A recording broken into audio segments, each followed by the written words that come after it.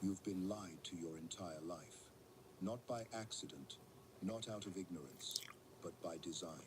From the moment you were old enough to understand numbers, you were handed a story about money that was deliberately incomplete.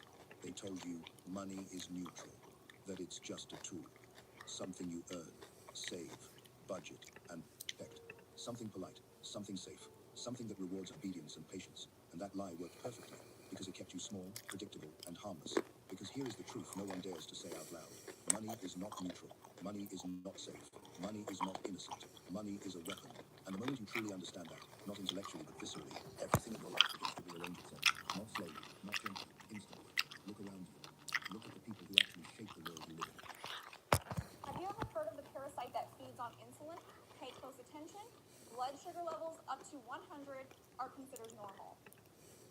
In this video, you're going to learn 15 different ways you can make money from one song. The last one is the best. The first one I want to cover is publishing. And a lot of artists are used to performance royalties. They'll register their song with their pro, whether that's ASCAP, SOCAN, BMI, and they'll collect your royalties if you're played on the radio, you perform the song live, sometimes stream, and maybe your song's played in stores or gyms or restaurants, okay? That's one side of the publishing. But there's another side that most artists miss, and that's the mechanical royalties, okay? That's when your song is streamed on Spotify, Apple Music, Amazon, whether it's downloaded, people buy digital download from like iTunes, whether you sell a CD or a vinyl, those are mechanical royalties that are generated, okay? And when your song is streamed on Apple Music or Spotify, most of the time artists aren't registered worldwide, okay? Especially independent artists. And so you need a third-party publisher to register your songs in all these different countries. Otherwise, you're going to be missing out on royalties. You're also, if you ever get your song in a TV and film, you're going to miss out on the sync licensing, right? So you want to make sure those publishing royalties are paid for you, okay? Especially the foreign royalty societies, mechanical agencies, and make sure you're plugged into all the databases that require a publishing event, which unfortunately, just registering your song with BMI, ASCAP, or SOCAN, you only register with one of those, by the way, one pro, and then you have a publishing event, someone like Songtrust, to go register your song globally. And the tool is one of my favorites, is sell the song off your own website. Now, Solid. you can sell songs, sell merch or whatnot, but we'll sell digital downloads of our song on Shopify, you can sell it on Bandcamp, you can sell it on a streaming store, and yes, I'm still selling thousands of dollars every single year of digital downloads. You know, sometimes we'll put exclusives, unreleased. Sometimes I'll say, hey, the song is coming out in 2 weeks, or I'll email my list, and I'll say, hey, you can download it now. If you don't want to wait, you can buy it off our store right now for 99 cents or a buck or whatever it is, right? So you can make money right off your own store. And what's great about that is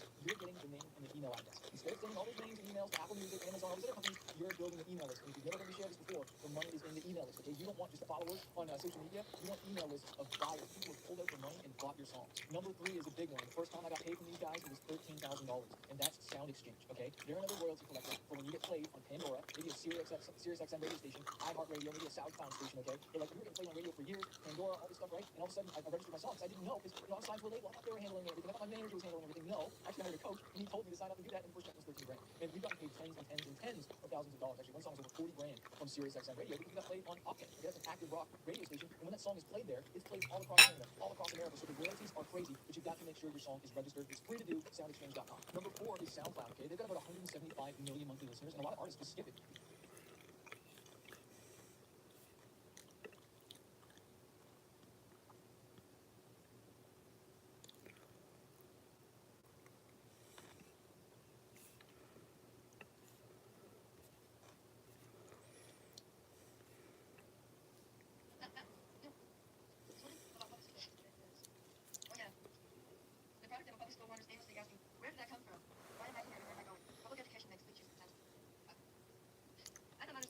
Salad.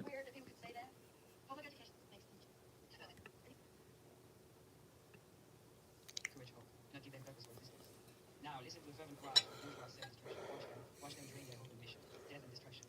I have respect for the middle class, I have respect for the mundane. I respect the middle class, I know I am one of them, and it never let us.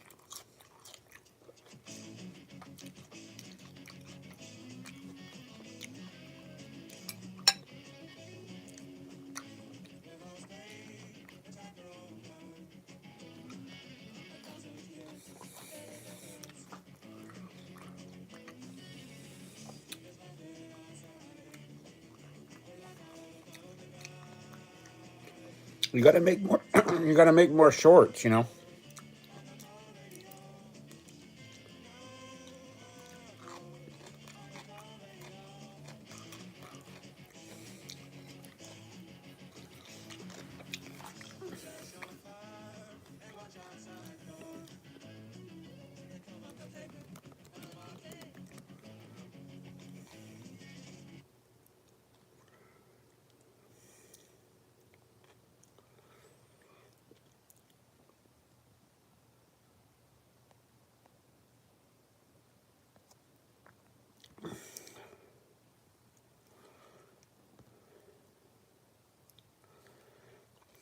California.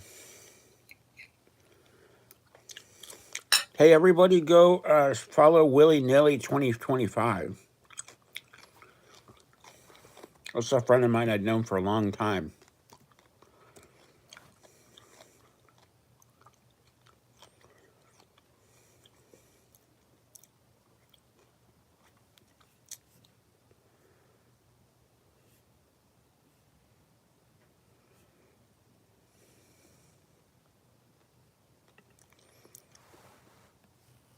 More perks, more value. Join the Nordy Club at Nordstrom Rack. Get more deals on your favorite brands, discounts just for you, and Nordstrom credit card members can get. Welcome back to Da Nang, Vietnam. Da I'm Nang, Evan Vietnam. A. And today we're going to talk about the easiest countries for Americans to move to live abroad in, to retire in 2026. And I want to start by sort of flipping on it, right? Like, what if I told you these three easiest countries for Americans to move to are no longer the classics, right? Not Portugal, not Spain, not even Mexico, maybe not Thailand or some of those ones, right? No matter what all the other sort of thumbnail gurus and I like to play music. blabbers I like to tell travel. you. I know. You think I'm going to I like say to write. Vietnam, and maybe I will. Mexico is definitely still the most I like to touristy hike. I like to American go on bike relocation rides. country, but in my mind, the best times there were 15 years ago. Hello. And as a backpacker fantasy, the retirement fantasy, maybe the sexpat fantasy. I like to make Spain YouTube is videos. definitely the Americas discovering tapas starter I like kit. to eat The vegetables. place where everyone wants to go to sort of find culture, right? To walk down the Rambla in A little bit. Barcelona, to feel like there's something more than a suburban Midwesterner. And Thank you. I'm not criticizing. I'm from Toronto. I'm from a gray, cold winter city. But the fact is, a lot of these places are changing. The paperwork, the wait times, the reality on the ground, the rising rents, the pushback from locals, the visa situations, whether it's crackdowns, new entry rules, or ultimately some sort of horror show at your consulate because there's been a scam or a Ponzi scheme like in Portugal. These doors aren't closed, but they're no longer effortless, right? The sort of classic move abroad countries. So today I'm going to flip it up and we're going to talk about some of the other destinations. I promise none of these three are going to be Vietnam. These are the legitimate, real, easiest countries for Americans to move to in 2026. I will talk to you about where I live in Vietnam. But first, I'm going to give you one from Europe, one from Latin America, and then a third country. Bitcoin. Also No, I'd probably buy a house. Asia that is not Vietnam, but is literally next door. We're going to break it all down with some basic categories, the stuff I always love talking about on my channel: flights, visa eligibility, banking, dating, safety, crime, healthcare, and of course, the almighty cost of living compared directly to the United States of America.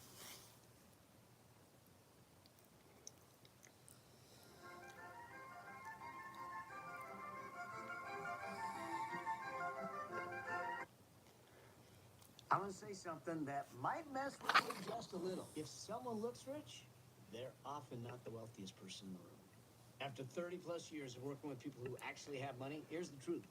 Most millionaires don't look rich on purpose. Not because they can't spend, but because once the money stops being emotional, showing it stops mattering. And today, I'm breaking down the real psychology of people who have $1 million net worth, the mental shifts that quietly separate people who actually earn money from people who actually keep it. I'm Mel Abraham, a CPA, entrepreneur, money mentor, someone who's walked this journey himself, and I've watched high earners stay stressed while quiet millionaires live calm with choice. And this is Building Your Money Machine, where we help you master your money, eliminate financial stress, so you can live a life of choice. Because earning more doesn't make it free, but a money machine does. All right, let's do this.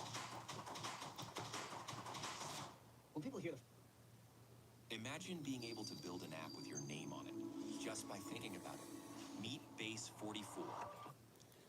hear the phrase millionaire psychology, it gives you confidence and success and lifestyle. But literally, after 30 years, working with people who have $1 million or more. No, there's 5 people still. What are you talking about? Most of them don't look rich at all. Not because they can't spend, but because their psychology has changed. And today, I'm breaking down the real psychology of people with $1 million net worth or more. Not how they show it, not how they brag about it, but how they think once the money stops being emotional and starts being intentional. And once you understand this, you will stop trying to look wealthy and start building something that is far more powerful. Now, here's the thing.